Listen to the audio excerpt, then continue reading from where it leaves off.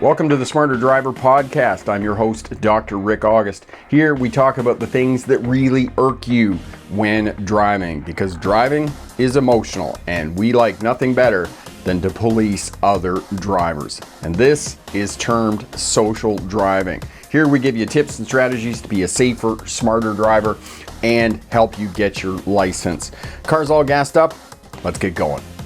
Hi there, smart drivers. Talking to you today about tips, strategies, and techniques you can put in place to keep yourself safe on long holiday trips with Easter coming. And that's no joke. Yes, it's April Fool's Day. All right, talking about highway driving and road trips, tips, strategies, and techniques to keep yourself safe. First and foremost, always have your 3 to 4 second following distance, especially out on the highway. And if you are driving on the highways and the interstates, drive in the spaces between the clusters, because for whatever reason, people on the highways, people on the interstates like to drive in clusters. And if you can avoid driving in those clusters, you are going to be significantly safer out on the roadways.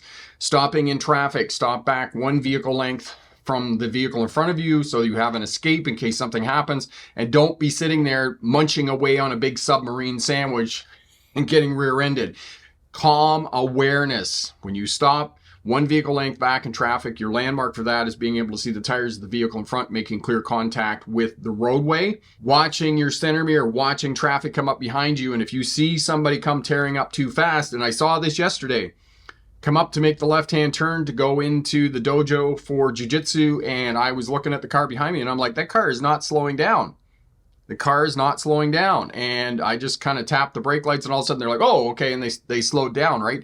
So if you see a vehicle that's not slowing down, get your foot off the brake and tap it again just to flash your brake lights. That will potentially prevent you from getting rear-ended. And as well, if they're not stopping, you don't see the vehicle slowing down or hesitating at all, then just abort the turn and drive straight to get out of their way and prevent getting rear-ended, because you don't want to get rear-ended.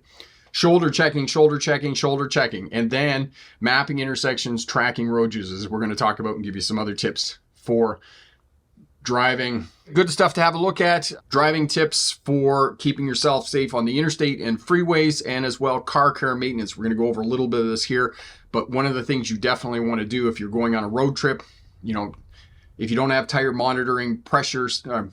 pressure monitoring systems on your vehicle, definitely check the tire pressure. Windshield wipers, make sure those are good. Your windshield washer fluid is topped up. Check all the fluid levels under the hood. Your master cylinder, which is your brakes, make sure that's filled up. Your power steering, your radiator, make sure all that's good. If you hadn't had a tune-up done in a while, you haven't had your fuel filter changed or your air breather cleaned out, make sure you get those things changed. One of the things I like to do before a trip is I like to change the cabin filter in the vehicle just to keep the cabin all nice, because, sometimes, especially in the wintertime or this time of year where you need to defrost the glass, if that cabin filter is plugged up, it's going to reduce the effectiveness or the efficiency of your defrost. So, and if you don't know how to do all that stuff, take it into a mechanic or a technician, automotive technician, and get him or her to go over that stuff for you, make sure your car is tip top while you're driving on long road trips. So I kind of got ahead of myself here in terms of car care and vehicle preparation. Engine oil, make sure that the engine oil is topped up. Windshield wipers are in good nick. Okay, Trico windshield wipers. I really like Trico windshield wipers. I think I got almost 4.5 years out of the last set that I had on the vehicle and just recently replaced them. So definitely use those as well. Make sure you have food, snacks handy, clothing, take off heavy clothing and those types of things when you're driving, but definitely make sure that your vehicle is tip-top ready to go when you're going on a driving tip.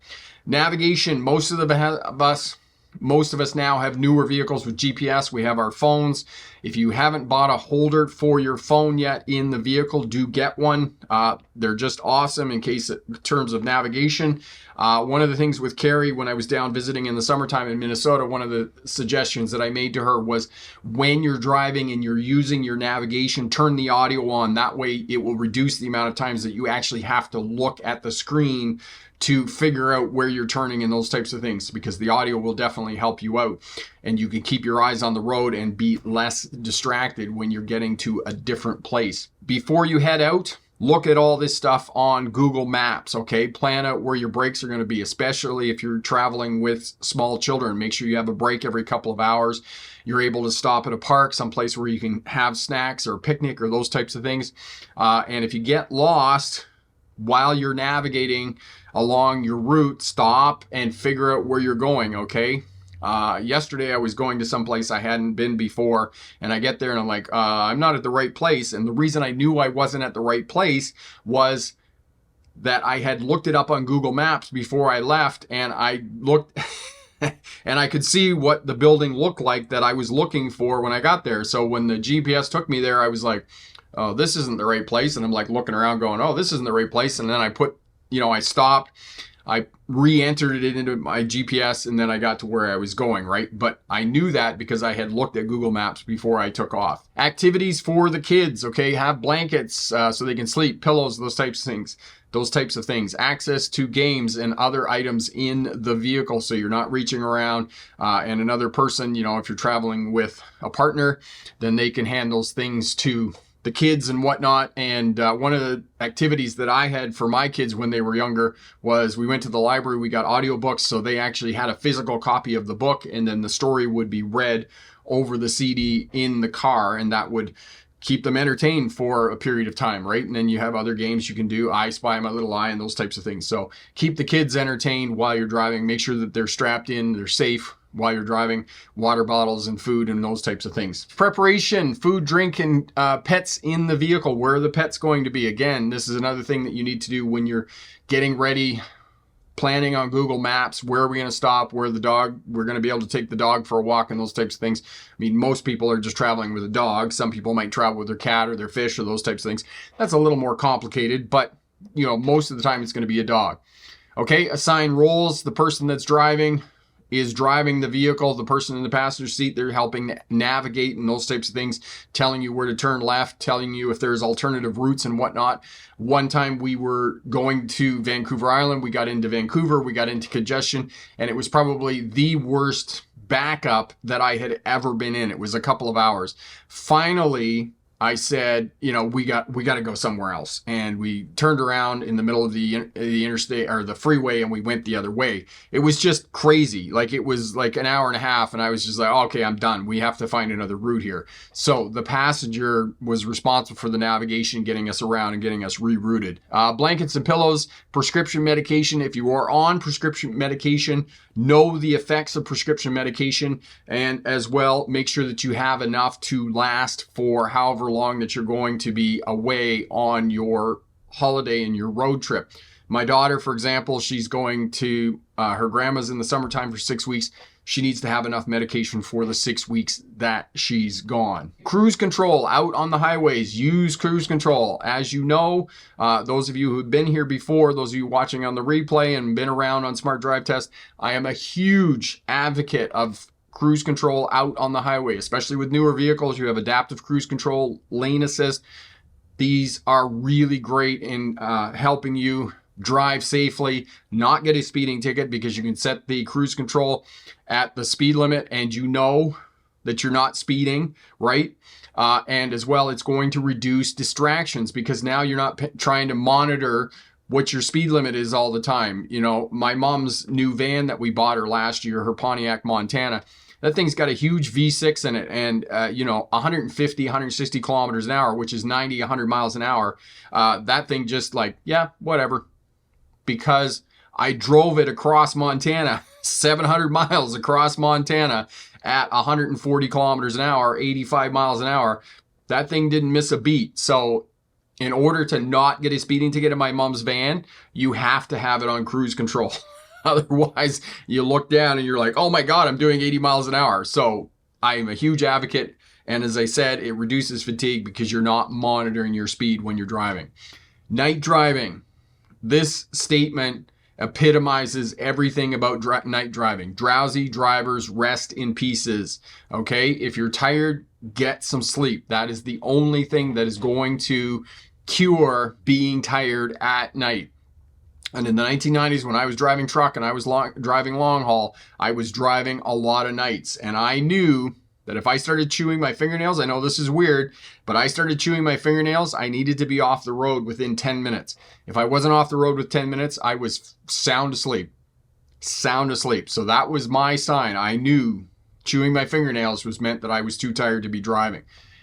Pull into a rest area, pull into someplace safe, lock the doors, just lay back, get a bit of sleep. Now, I've had smart drivers over the years say to me, oh, that police are going to harass you and whatnot. Police are not going to harass you if you're just getting a few minutes sleep, say in the middle of the night at 2 or 3 o'clock in the morning, you're in the rest area and you're just laying down and getting 20 minutes or half an hour of sleep. They're not going to harass you, okay? They got better things to do, more important things to do, so they're not going to harass you, all right? Brakes. Plan a break every couple of hours when you're taking long road trips. Plan your breaks. Where are you going to be taking your breaks? Are you at a park, a picnic, or those types of things? Okay.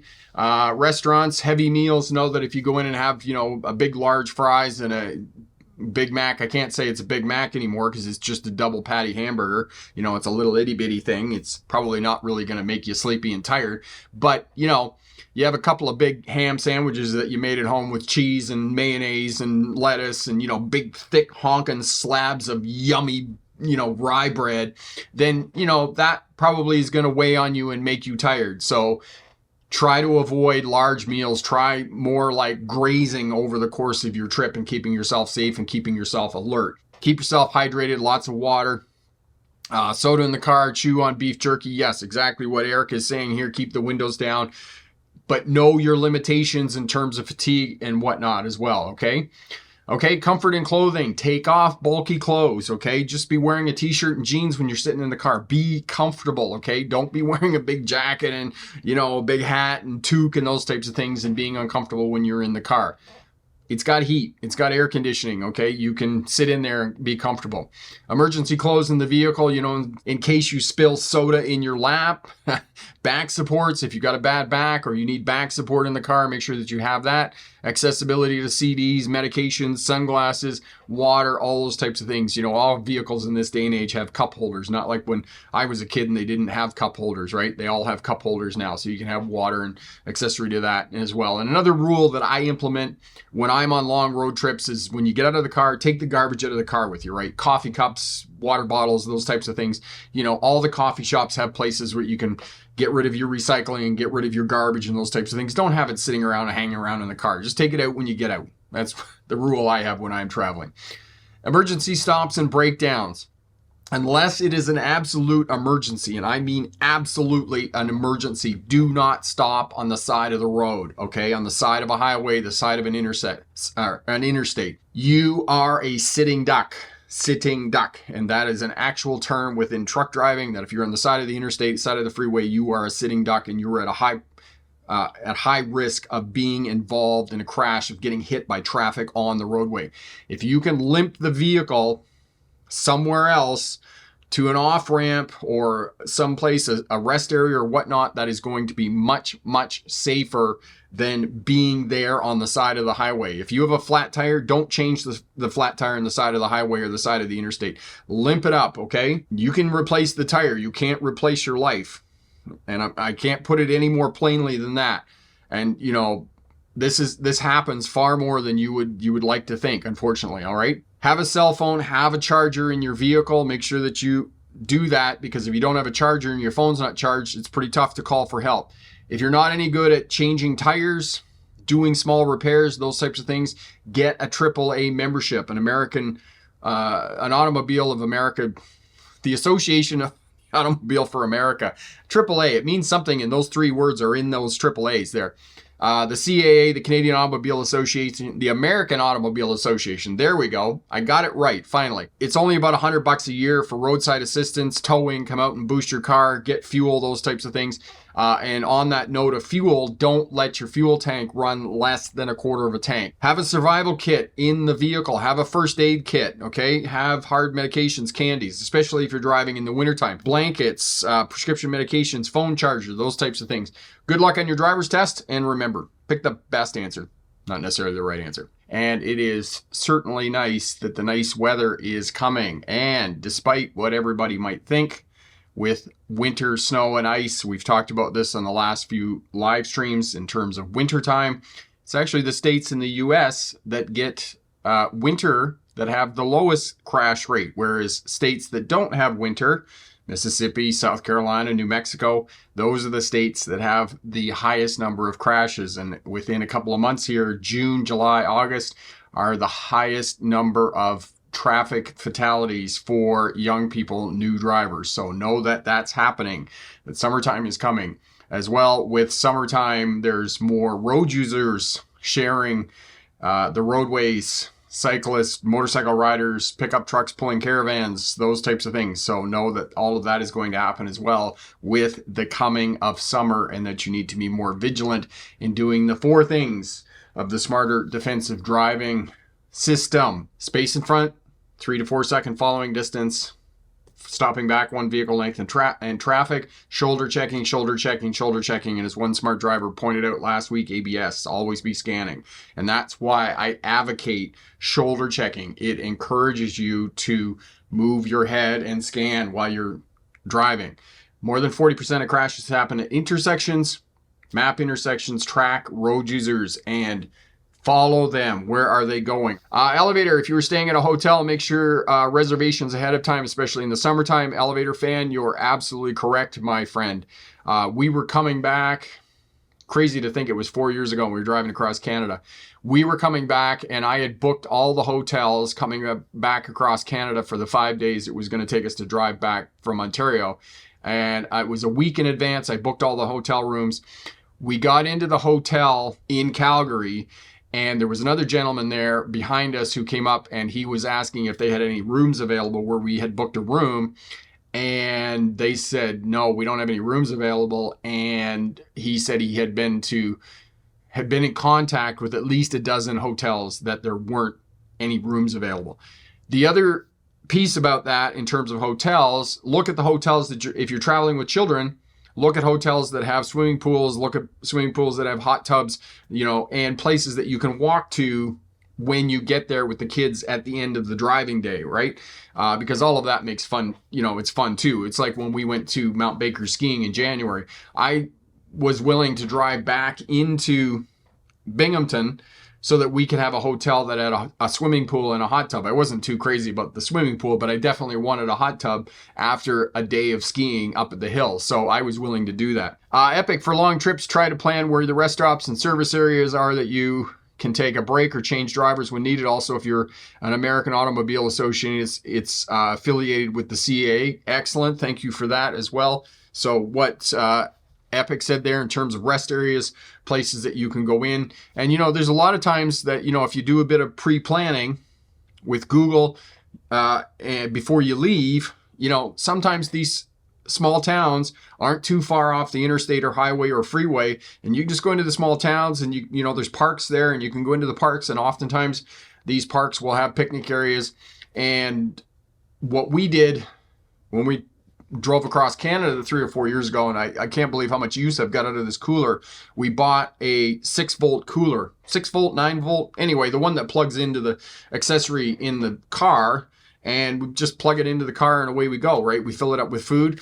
And one of the things that I do, unfortunately, the slow cooker met its demise on the last trip. It was piled on top of the stuff in the back of the car, and I pulled something out and the slow cooker fell out of the back and the pot inside it broke.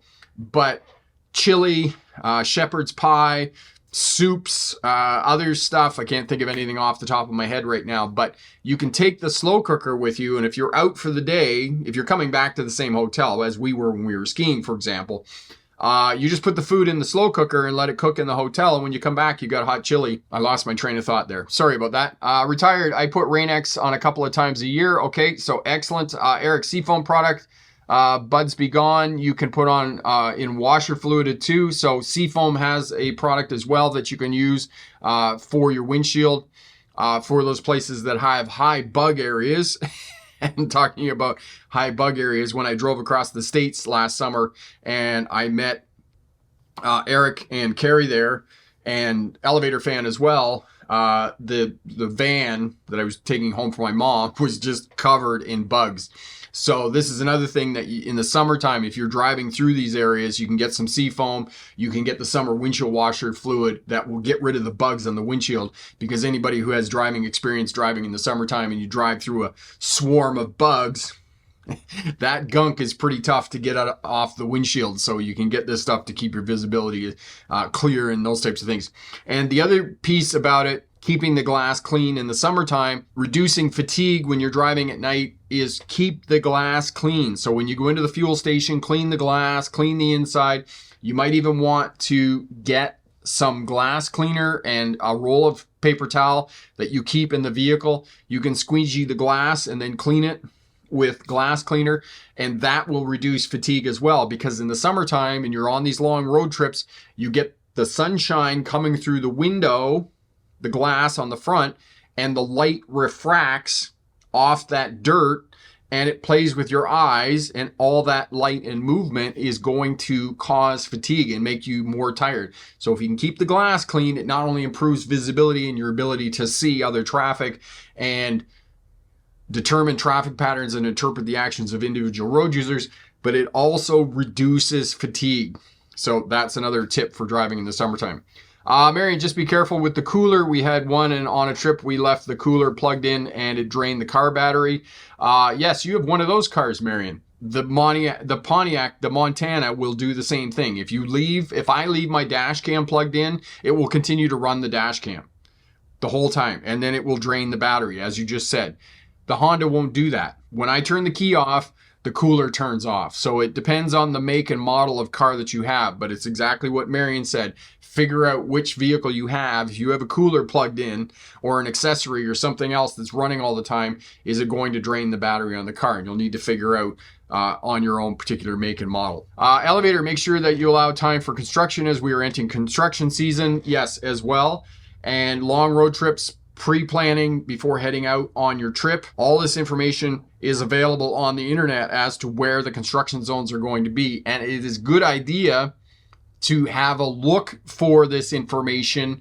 A couple of years ago here, the Trans-Canada Highway was closed east of Golden here in British Columbia, and it was an hour-and-a-half detour around where the road was closed. So it's a good idea to have a look at the information about where construction is, because you may find that you're going across someplace and there's construction and the road's closed for 6 hours. They've stopped traffic for literally 6 hours. Well, what are you going to do sitting in traffic for 6 hours? You got a couple of kids in the background, you're all going to go nuts sitting there. Whereas with a bit of pre-planning and looking up where the construction is for your summertime road trips, you could avoid those delays and long periods of time sitting and waiting for the roadway to be opened up again. So, and as well, you know, if you keep your navigation running, even if you know where you're going, say you've been to grandma's house 6 times, right? You know how to get to grandma's house. It's still a good idea to keep your navigation running while you're driving there, because the navigation will tell you 2 things. It will tell you if there's a crash along the roadway and if the roadway is closed. It will also tell you where speed traps are. The whole time that I was driving across the states in the summertime, most of the time I had the GPS, the phone running, and it would tell me if there was a police officer with a car pulled over on the side of the road, or there was even a police officer just present on the roadway. The map software would tell me that there was a police officer there on the roadway. Retired, driving through traffic on a major highway with lots of 18-wheelers is always a challenge. Yes, and that's the other piece about that. Driving on these big interstates that have a lot of truck traffic. The 401 in Toronto, Ontario, Canada, the busiest commercial highway in North America. California, definitely up and down the east coast of the United States. Interstate 94, I want to say. Retired, Interstate 95. Yes, north-south is odd numbers. Thank you for that, helping me out there. Think that, you know, if you want kind of a leisurely pace and you're going, say you're driving across the country, 400 miles a day is a lot of driving. Like 400 miles is a lot of driving. Unfortunately for me, I was planning on 500-600 miles a day, and that's a lot for one person driving. I always use cruise control when driving on the highway, the interstate. Yes, definitely keeps you safer. All right, so driving on the highways, driving on the freeways, things to keep in mind. Always keep the 3 to 4 second following distance in front. Stop back in traffic 1 vehicle length. Shoulder checking, shoulder checking, shoulder checking. Or as one of the smart drivers said this week, ABS, always be scanning. Calm awareness, checking your mirrors, knowing what's behind you. And this is one of the little tricks that you can do while you're driving along. Just say to yourself, hey, what color is the vehicle behind me without looking? If you can say what color the vehicle is behind you, that means that you have awareness of the traffic that is around you. And this is what you really should be doing. It's not like this vigilant observation. You're looking and you're scanning and you're freaking out, right? That's not what you want. You want calm awareness while you're driving. MIT, mapping intersections, tracking road users. Know that twice as many fatal crashes happen on highways, all right? Know that most of the fatal crashes are going to happen at night. So this is when you're going to be in danger. This is why I say to you, if you're driving at night, get some rest if you're tired, because if you're tired, you're going to drive off the road where you're going to have a single vehicle crash. Keep yourself safe. If you're traveling for the Easter weekend, have a great trip. Be safe. Following distance, 3 to 4 seconds. Stopping back in traffic 1 vehicle length. Shoulder checking, shoulder checking, shoulder checking. And mapping intersections, tracking road users, and especially keep note of the ones that you think are going to cross your path of travel, because more than 40% of crashes happen at intersections. Be safe there. Check out Pass Your Driver's Test First Time Course Package over at the Smart Drive Test website. It's on sale. Head over there, have a look at that. And remember, pick the best answer, not necessarily the right answer. Have a great night. Bye now. Thanks for listening to the Smarter Driver Podcast. I'm your host, Dr. Rick August. If there's something you'd like us to talk about or something that really irks you about driving and the things that other drivers do, leave us a comment, hit that like and subscribe button, and be sure to check out the Smarter Driver Course Package if you want skills and abilities to become a safer, smarter driver and significantly reduce your chances of being involved in a crash.